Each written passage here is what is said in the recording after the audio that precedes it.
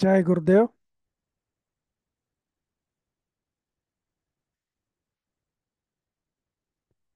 आपल्या जीवनामध्ये जी जी काय बंधनं आहेत, तर त्याचाच अभिमान घेऊन आपण बसतो. जसं मुल्ला नसरुद्दीनला मेलं, मी मेलेला आहो, तेच त्याच्या ह्याच्यात पक्क बसलं. तिथं तो काय झाला होता, स्टक झाला होता. मग तुम्ही काही इकडून तिकडून समजावलं तरी त्याचं एकच होतं की मी मेलो. तसंच आपण ह्या बंधनामधून बाहेर येण्यासाठी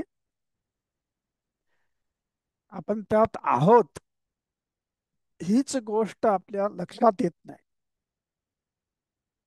म्हणजे एखाद्या मेलेल्या मुडद्यासारखं आपण जीवन जगतो आहोत, असं आपल्याला गुरुदेव सांगतात. याच्यातून बाहेर निघा. आणि हे बाहेर, आणि त्या चिंतेमध्ये, ही जी चिंता लागलेली असते, त्या चिंतेच्या गर्तेमध्येच आपला आयुष्य संपून चाललेलं आहे. तर मग काय करायचं? तर ज्ञानाची तलवार घ्यायची, त्याचं खडग घ्यायचं, आणि ह्या चिंतेचं हनन करायचं. हे जे बंधनं आहेत, हे बंधनं तोडून टाका.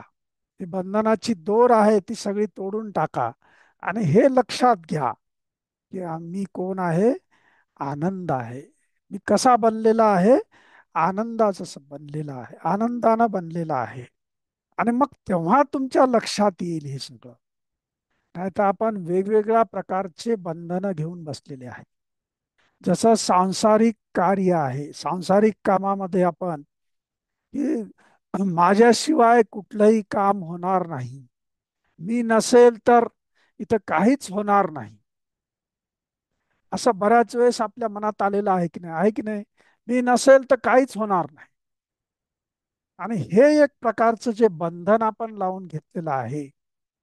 तर सांसारिक कार्यामध्ये एखाद्या वेळेस आपण थोडासा विश्राम घेऊ शकतो, जास्त दमलो तर. पण धार्मिक कार्यामध्ये मात्र याच्या उलट होत आहे. धार्मिक कार्यामध्ये जर विश्राम घ्यायचा म्हणलं तर आपलं मन बेचैन व्हायला लागतं. होतंय ना? हा अनुभव येतो की नाही?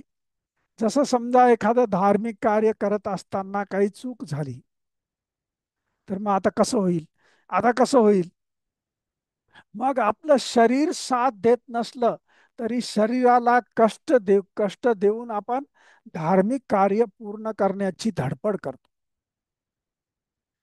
आता कुठं स्नानाला जायचंय, एखाद्या स्नानाचं स्थान, तीर्थस्थानाचं महत्व आहे, विशिष्ट दिवशी ते महत्व आहे, तर तिथेच लोकांची गर्दी येते, हजारो लोक तिथेच येतात. कारण आपल्यामध्ये एक बंधन पक्क बसलेलं आहे, त्याचा अभिमान आहे. काय आहे? की त्याच ठिकाणी तिथेच जर स्नान केलं तर आपण पापमुक्त होऊ. पण असं आहे का? असं नाही आहे. तुम्ही कुठेही जाऊन स्नान करू शकता. धार्मिक कार्य करणं वाईट नाही आहे, परंतु त्याचा अभिमान बाळगून त्याच ठिकाणी आपण बंधनामध्ये राहणं, हे बरोबर नाही आहे. आणि मग याचा फायदा काहीच नाही आहे. काय फायदा आहे? तुमच्या शरीराला कष्ट दिले, तुम्ही त्या ह्याच्यामध्ये गर्दीमध्ये गेलात, स्नान करून आलात, तर तुम्हाला काही आनंद मिळेल, समाधान मिळेल असं आहे का? नाही आहे. मग त्याचा फायदा काय आहे? मंदिरात जाता, एकमेकाला ढकलता, लाईन तोडून जाता, आणि मग लाईन तोडून एकमेकाशी भांडण करता. तुम्ही बघा, अतिशय गंमत आहे. तुम्ही आता हे ऐकल्यानंतर तुम्ही मंदिरात जाऊन बघा. बघा लोकांची कशी आहेत. मग तुमच्या लक्षात येईल की आपण कुठल्या ज्ञानाच्या स्तरापर्यंत गेलेलो आहोत. ते आपल्या लक्षात येईल. किती धडपड चाललेली असते. एकमेकाला कुणी कोणाचं तोडलं, समजा लाईन तोडली, तर त्याच्यावर भांडण करतात. आहे की नाही? आणि दर्शन प्रत्यक्ष घ्यायची वेळ आली समजा, तर ते दर्शन न घेताच काहीतरी डोक्यामध्ये असते तसंच घेऊन येतो. असं होतं की नाही? असा अनुभव येतो आपल्याला. तर हे सगळं सोडून द्या, असं गुरुदेवांचं सांगणं आहे. आरामात जा, कुठलंही भगदड करू नका, शांततेनं जा. तुम्हाला दर्शन घ्यायचंय, धार्मिक कार्य करायचे आहेत, तर प्रसन्न मनानं करा, शांततेनं करा. पुन्हा हा एक झाला, हे एक बंधन. आता ह्याच्यापेक्षा अजून वेगळं बंधन काय आहे? की समाधीचं सुद्धा एक बंधन लावून ठेवतो. आता समाधीचा उद्देश काय आहे? तर आपल्या मनामध्ये जो विक्षेप निर्माण झालेला असतो, जो संभ्रम निर्माण झालेला असतो, तर तो संभ्रम दूर करण्यासाठी आणि मनाला शांत करण्यासाठी समाधी आहे. पण त्याचाच अभिमान बाळगतो आपण. आणि मग बरेच जण काय करतात, जमिनीमध्ये स्वतःला गाडून घेतात आणि गाडून घेऊन मी अशा प्रकारची समाधी करतो, मग मला काहीतरी त्याच्यामध्ये मिळेल. अशा ना काही मिळेल का? काही मिळणार नाही, आहे की नाही? म्हणजे श्वास रोखायचा, जमिनीच्या आतमध्ये जाऊन बसायचं, अशामुळं तुम्हाला मोक्ष कधीही मिळणार नाही. तर मोक्ष केव्हा मिळतो? जेव्हा तुम्ही हे जाणून घेता की मी बोध स्वरूप आहे. हे जेव्हा तुम्हाला जाणता तेव्हाच तुम्हाला मोक्ष आहे, मुक्ती आहे. आणि ह्या ज्या काही क्रिया चालतात, ह्या क्रियाचे तुम्ही कोण आहात? साक्षी आहात.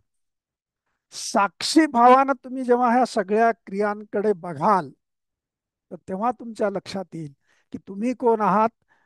निष्क्रिय आहात, निसंग आहात, आनंद स्वरूप आहात, ज्योती स्वरूप आहात. तुम्ही म्हणजे एक ज्योत आहात. आणि ज्योतीला काही करायची गरज नाही, इकडे तिकडे जाऊन अंधार दूर करण्याची गरज नाही आहे. जिथे ज्योत पेटली तिथे आपोआप प्रकाश येतो, होतो की नाही असं? तर तसे तुम्ही आहात. मग आता शरीरामध्ये तुमच्या क्रिया ह्या चालतच राहणार आहे. शरीरामध्ये चलविचल असणार, मनामध्ये चलविचल असणार. असं नाही की शरीर पूर्ण स्थिर होईल, मन पूर्ण स्थिर होईल आणि मग मला मोक्ष मिळेल, बोध मिळेल, असं आहे का? नाही असं. आपलं हा जो संसार आहे, आपलं शरीर आहे, मन आहे, हे कसं आहे? समुद्रासारखं आहे. समुद्रातल्या लाटा कधीही थांबणार नाहीत. तसंच ह्या क्रिया आपल्या ज्या आहेत, ह्या कधी थांबणार नाहीत. पण आपल्याला काय करायचंय? तर ह्या सगळ्या क्रियांचा साक्षी व्हायचं, आहे की नाही? मग आपण काय विचार करतो की शरीराच्या सगळ्या क्रिया थांबल्या, श्वास थांबला, हृदय थांबलं, सगळं काही थांबलं की मग आपल्याला बोध होईल. आणि काही काही जणांना होतंय ते, की तुम्ही तर खूप मोठा अभ्यास केला, खूप काळ दीर्घ काळ अभ्यास केला, तर काही क्षणापुरतं ते तुम्ही सगळं थांबवू शकता. तुम्हाला तुमच्यामध्ये ती सिद्धी येते, पण त्याचा फायदा काय आहे? काही नाहीये. तर जेव्हा तुम्हाला हे लक्षात येईल, जेव्हा तुम्ही समजाल की मी कसा आहे? बोध स्वरूप आहे. मी कसा आहे? या सर्व क्रियांचा साक्षी आहे. आणि माझ्यामध्ये कुठलीही क्रिया नाही आहे. मी कसा आहे? निष्क्रिय आहे. आणि हे डोळे उघडून बघा की माझ्यामध्ये काही नाही चाललेलं आहे. तर कुठं हालचाल आहे? मनामध्ये हालचाल आहे, शरीरामध्ये हालचाल आहे, ह्या संसारामध्ये हालचाल आहे. जिथे तुम्हाला दिसते या सृष्टीमध्ये सगळीकडे हालचाल आहे. पण मी कसा आहे? निष्क्रिय आहे. मी कसा आहे? असंग आहे. असंगो अहम. पुन्हा पुन्हा पुन्हा पुन्हा स्वतःला आठवण करून द्या की मी कसा आहे? असंग आहे, निष्क्रिय आहे. आणि मी कसा आहे? निरंजन आहे, अलख निरंजन, भवभय भंजन, नारायण नारायण. मी कसा आहे? तो नारायण स्वरूप आहे. आणि हा बोध जेव्हा जागा जागा होतो, तेव्हा झोप सुद्धा समाधी सारखी, शांत प्रसन्न अशी झोप होते. आणि आज आपल्याला गुरुदेवांनी काय सांगितलंय? रात्री झोपताना काय लक्षात घ्यायचं? तर मी कसा आहे? नारायण स्वरूप आहे. जे जे काही चाललेलं आहे ते माझ्या आतमध्ये चाललेलं आहे. मी कसा आहे? नारायण आहे. आणि मग झोप घ्यायची शांत. आणि त्याला काय म्हणतो आपण? निद्रा समाधी. अशा प्रकारची झोप आजच्या रात्री आपल्याला घ्यायची आहे. जय गुरुदेव.